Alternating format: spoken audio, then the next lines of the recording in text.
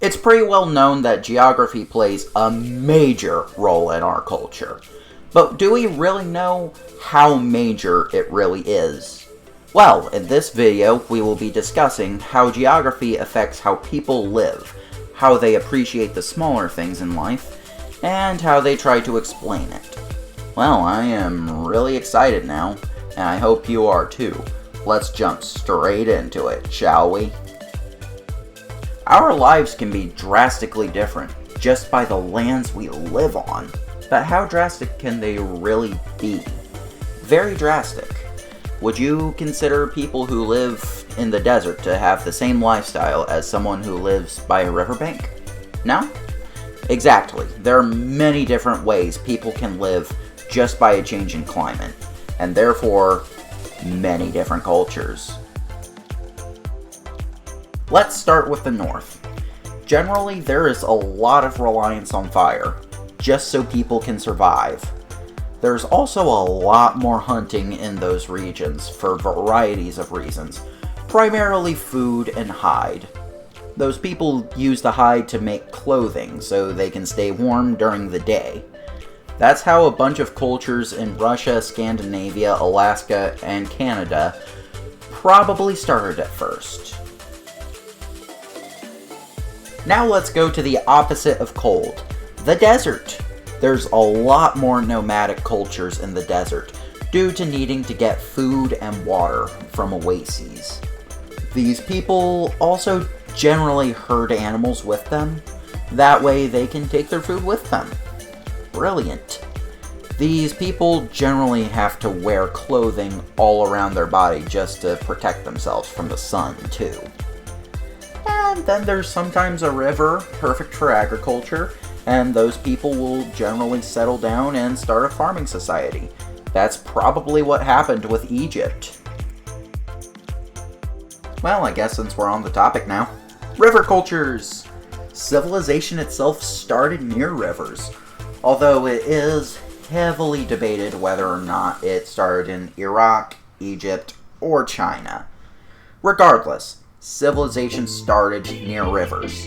And since farming and trade is best suited to be near rivers, that's why you often see people live by either rivers or coastline. Eventually, someone gets a brilliant idea to plant the most food, therefore being able to essentially have all the food, and people would have to listen to you just to be able to get food. Oh hey, I accidentally explained how monarchies probably started. Whoops! Future video, maybe? Eventually, the tools and resources that people have to use on a daily basis become irreplaceable to them, maybe even as a gift from higher beings.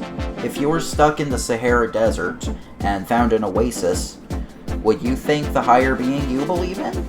Probably so.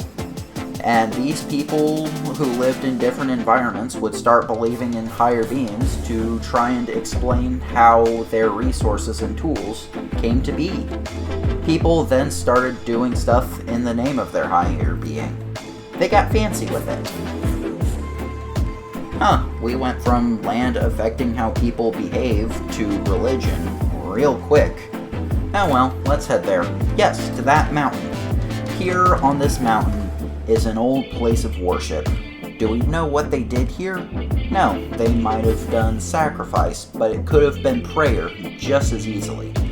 What we do know is that before going to the mines and farms, people would gather here and do their respects to their higher being for plentiful resources that day. Pretty neat ancient culture, right? Funny thing, I made it all up. From what I discussed in this entire video, you saw it as a full-on realistic thing happening, right? Well, it very much could have happened, so yeah, it is realistic.